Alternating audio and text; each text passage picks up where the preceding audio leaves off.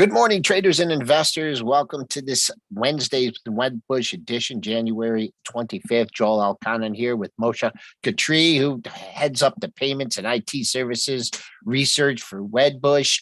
We're deep in the red thanks to Microsoft. We're down 46 and a half handles at 39.86 and a quarter, bearing down on Monday's low at 80 and a quarter. That's the support I'm going to give you for now. The buck up fractionally, up 13 cents at 101.80. The bonds are doing okay. They were higher, now up only a quarter point, 131 and 2/32. Crude up 13 cents, maintaining in the 80 handle. Gold down 11.30 at 1924.10. Silver in the red too. That's down 13 cents at 23.62, and Bitcoin's in the red. Everything in the red, down $475 at 22.59. I'm going to stop the screen share. We're bringing Moshe Katri from Wedbush Securities. And how you doing today? Excellent. Yourself? We're doing good, except for the market and Microsoft here. Just before you came on, you were listening to that ADP conference call. Being the analyst, I know some of our traders really focus in on those. Do you listen to them quite a bit? And are you looking for tone? Do you have specific questions? What's your approach to earnings? Earnings calls? Yeah, we have a neutral rating on ADP, and ADP actually had better than expected numbers. They've reiterated guidance for the year. Bookings on the large enterprise side of the business are actually pretty robust, and margins look better. So obviously, it's no one is 100% bulletproof, but it seems that their business seems to be diversified enough, at least for now, to continue to show pretty solid trends. Joel, what's interesting is that obviously, as you said, we cover both payments and IT services, and we're yet to see the impact of this Fed-induced rate increases and attempts to slow down the economy. We're not seeing this in purchasing volumes on the payment side of the business. We're definitely seeing there a pivot away where consumers are moving away from more expensive to less expensive brand names, but they're still using their cards. Travel continues to look relatively okay. And then on the IT services side, we've had 4 or 5 companies report so far. Almost all of them beat on revenues. At least 2 of them raised guidance for the March quarter. So we're just not seeing the impact of this, potential slowdown on any of our names. Yeah. Well, people still got to get paid, right? For ADP, right? And that what makes this market so difficult is that the rates have gone up a lot, but still, like in the debts for consumer have gone up. But you know what? They're still spending. And that's just a facet of the market. So I just wanted to cover 3 stocks with you today here. On the road, you went on the road and did some research. I don't know, going to the different companies and whatnot. But I'll show the chart here. A stock that we talked about with you, and you were cautious, but you were looking for a rebound in some of these stocks. Let's start with PayPal here. Down $1.44. Just just your classic January play, right? People puking it out in December. Found a bottom. And now you had a nice rally. Now, I think there was a downgrade to Square today, so that might be bearing on it a little bit. I'll just alert our traders from my perspective that they're, 80.75. Once we get above there, we got some more room up the upside. But man, if you did catch this thing in late December or even early January, I mean, where's your target? What is signal? What did you find out on the road about PayPal? So a couple of things. PayPal is part of what we call the dislocated names bucket in our universe. And this bucket includes companies that have depressed valuations, companies that have leadership vacuums. And these are companies that are probably, well situated for some sort of an activist investor involvement. And it seems that PayPal kind of qualifies under all these 3 buckets, if you will, 3 different categories. So on one hand, this is a company that has a lot of cash on the balance sheet. They generate about $3 to $4 billion in free cash flows every year. They have a very aggressive share buyback program. And, they got it for roughly about 10% growth this year. And this is after a very tough, 2022, given the fact that you've seen e-commerce trends normalize to pre-pandemic levels. But having said all that, you spoke about this in the past, the company has two very robust platforms, one that caters to 33 million merchants, and then the other one that caters to over $400 million consumers. They just need to do a better job on monetizing both fronts. There is an activist investor, Elliott Management, that's pushing for multiple things to happen, anywhere from better cost efficiencies, better execution. And as I said, this is one of those companies that probably will, set up for some leadership changes during the next 6 to 12 months. That's why I think it's kind of interesting to kind of take a look at this. This seems to be more of a special situations kind of name rather than anything else. And there are a bunch of other companies in that category in our space. And what's your price target on it? 100. 100. Nice. Even, yeah. So it had the nice year, nice first day of the year, and then never really gave investors a chance to get back in. So, okay. As I mentioned, for our traders here, I'm really keeping an eye on that resistance at 80.75, and maybe we can work our way up to the proposed target. All right, let's move on to another one. So when you go on the road, you actually go? Do you go to the companies, or do you go talk to different investors? Or yeah. So you're referring to a note that we published yesterday, which was kind of a recap from our recent European marketing trip. So we did. Okay. Yeah, typically we do a limited number of days. We do multiple cities. It's one of those physically exhausting trips just because you're still jet lagged. But we ended up meeting with 12, 15 investors, and it was kind of interesting because the European investors tend to be a bit more conservative and a bit more long-term oriented. Typically, they rarely look at companies that have no GAAP earnings, which is kind of interesting as well. You mentioned Square. Square is one of those companies that doesn't really have any GAAP earnings. It's mostly non-GAAP earnings. But yeah, I mean, and most of the conversation did focus on some of the value names. PayPal screens well. Another name that I mentioned was FIS in my note. And then the third one that I mentioned is CTSH, Cognizant Technology Solutions. And this one is definitely in a very interesting situation where you have a new CEO that was brought on board about a week and a half ago. We kind of criticized the board back in July of last year for not doing anything to implement a leadership change, just because the prior CEO, in our view, was really detrimental to the company in general. He spent about 3 to 4 years, and under his leadership, you've seen attrition pick up. You've seen 19 of the top 20 senior managers leave. And then on top of that, they've lagged their industry peers in terms of growth. And here you are, the board brings over a former chief operating officer from Infosys, which is a very well-known brand name company in our space, has a lot of experience in terms of turning things around. And in our view, if he's able to kind of address some of these issues, you have a pretty big PE multiple gap between a Cognizant that's trading at about 12 times earnings and an Infosys that's trading at about 22 times earnings.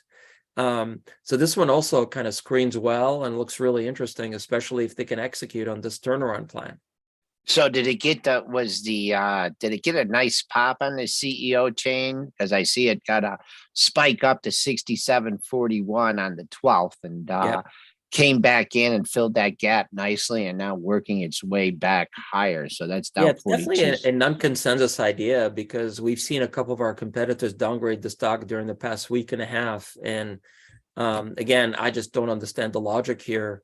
From a demand perspective, if you think about this, remember what I said about companies beating numbers this quarter? Mm-hmm. What's interesting is that there's no doubt that a macro slowdown will impact IT spending.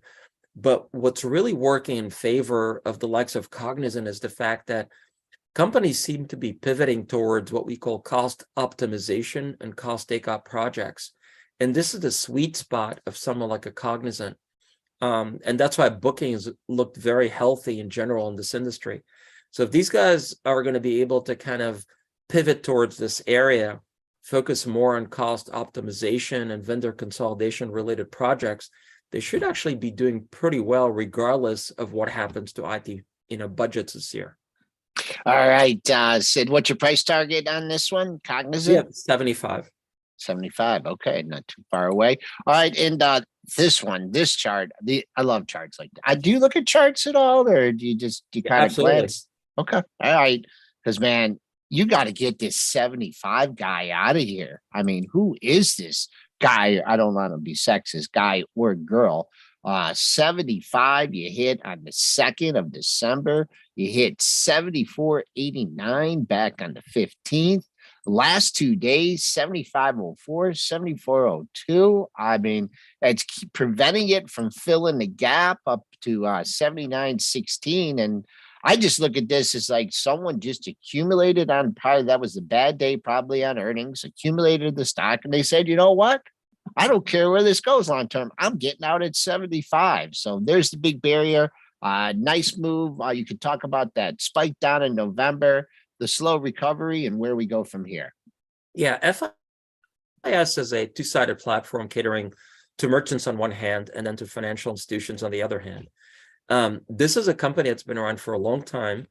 And on both sides of the platform, there have been some execution issues. But more importantly, you've had a legacy management team that really mismanaged the balance sheet. And what you've seen is that the company has had a very large debt exposure to short-term rates. In fact, because of that exposure, you are expected to see interest expense going from $200 million last year to $600 million this year. And this is one of the main reasons, in our view, that why you've seen a CFO change and a CEO change. So you have the leadership change that happened during the past few months. You have an ongoing strategic overview of the business, including potential spin-outs, sales of underperforming segments of the business. And in our view, stocks trading at this ridiculous depressed PE multiple, 11, 12 times earnings. I mean, this one is trading as if they have credit risk and credit exposure, which they don't. Stock had a nice recovery from the $50 level, if you will. But there should be another inflection point here in our view, once the market kind of understands where this is headed strategically. Okay. All right. You don't do much in any of the cybersecurity, right? No, that's actually our famous analyst, Dan Ives. I've heard of that guy. We've had him on a few times before. Yep. All right. Before we let you go here, just overall, market sentiment. You talked about this kind of like rolling recession, but not really in certain. I mean, I just looked at like MasterCard and AT&T and not AT&T, MasterCard and Visa. Just give us a little macro perspective here where, like more of a time period, like, yeah, this is holding up now, but, is for this quarter, for next quarter, or we're not out of the woods yet? I don't think we're out of the woods yet. And look, the good news is that it seems that the street has been pretty proactive in taking revenue expectations down or growth expectations down for the next 6-12 months. All these expectations are factoring a soft landing or a mild slowdown. There you go. Now, if you don't get there, obviously all bets are off. But I think this is where we are at this point. As I said, no one is fully immune to this slowdown. If you look at the businesses for the networks, and by the way, they're reporting in the next day or two. If you look at their businesses, so they have volume exposure to credit, volume exposure to debit cards, volume exposure to travel, and then they also built a very defensive business called value-added services, in our view, that actually should be pretty resilient during a slowdown. So, part of the business is going to be resilient, part is not. The good news for the networks is that a big chunk of their expenses is actually discretionary. So they should be able to protect the bottom line if they need to during a slowdown. Okay, Moshe Katri joining us here on Pre-Market Prep Plus. Always a pleasure getting great information from you. We'll speak to you again soon. Have a good one. Thanks. All right, we have 7 minutes before the open, or 9 minutes before the open. We are in the area of the intraday low from Monday, not the real low. You guys know how I like to calculate those differently. The intraday low was 86 and a quarter. The true low was 80 and a quarter in the Globex session, and things kind of open up to the downside there. If we take out that 80 and a quarter, pretty big move led by Microsoft. We will just take a quick look at Microsoft here, and then I see a few issues that we didn't get to cover. They're just walking this down.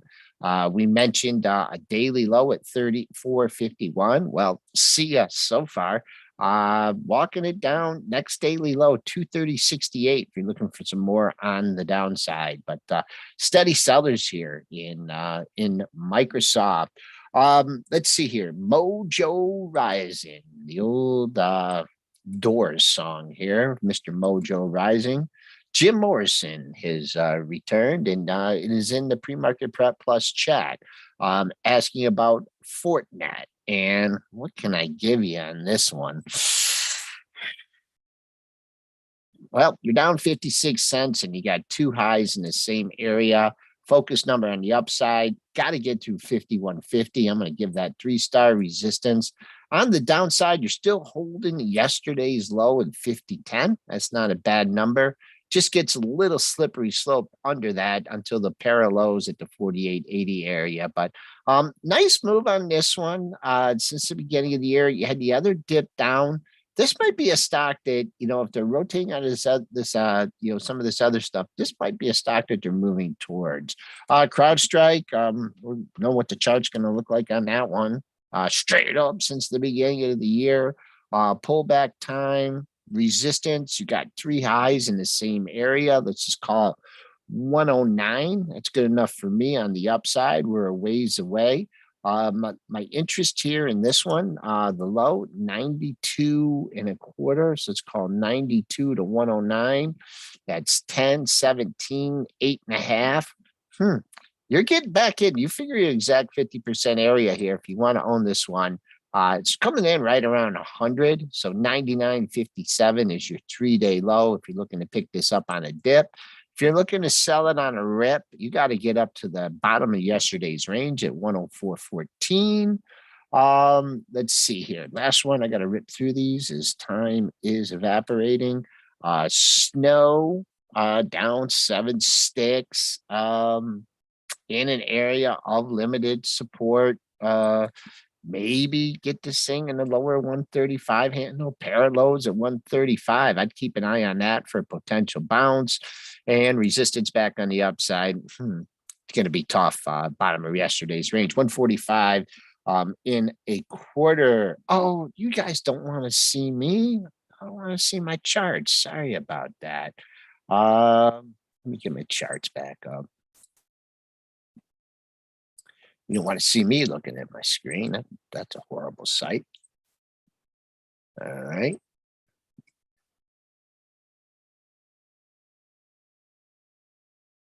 Okay. I'm not going to go back to those other ones. So, all right. FSR, this one had the downgrade, the wild pops. The only thing I can give you is the all-time low. I believe it was at 640. It bounced off there a couple times. 641 got to that area. 644 got to that area. 648. So you're coming into that area. Support is the only number I can give you on that one. UNP, the railroads. Let's see. Tough chart, right? Because I know it didn't trade at 235 yesterday. Looking for support on this one, down 221. Next daily low is 197.77, and that was the catalyst for a pretty big rally. So I'd be looking at that as support. Minor resistance at the close. I don't even know if the low is good in that one. Maybe the low is good, but minor resistance on a pop in the S&Ps at 203.19. Let's see here. ISRG. I know you've been putting this in there for a couple days. I haven't been paying down $19. I probably didn't like the earnings. Spike down under 220, you're not going to get it back down there, folks, because you really rallied off that low. That's a 217 low, 230. I like, what's this low here? 235.58. I mean, you're filling the gap here, right? This had a big move up. You're filling the gap. So I 235.58 would be your next number on the downside. And then 231.07. But oh boy, this thing had a big run since October. So maybe you'd be better off looking for a 50% retracement of this whole move. Which would, I got to get my retracement tool up here. 180. Oh, that had a 100-point move. So that takes it back down to the 230 area. So see what happens for ISRG. All right, couple minutes left here. Change agent coming in with SYM. Symbiotic up a penny. Stock strong. Big day yesterday.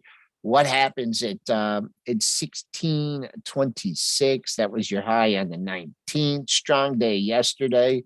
So I give you a little bit of a sell zone here. 1593, the high from yesterday, up to the 1626. And I don't know. It just seems like this kind of moves methodically. He's had three really good, no, actually four pretty good days. Maybe get some consolidation and make some higher lows up here. Appears to be making a higher low today. 15 was the low yesterday. Perhaps build a base at 15 and a quarter, 1530, something like that. And not as have far to go to take out that 1626 high. So, all right, folks, that's it for today. Glad you guys joined me. Always a great guest. And have a great trading day. 80 and a quarter. That's what we're looking at on the downside. That was Monday's low. Thanks for joining me.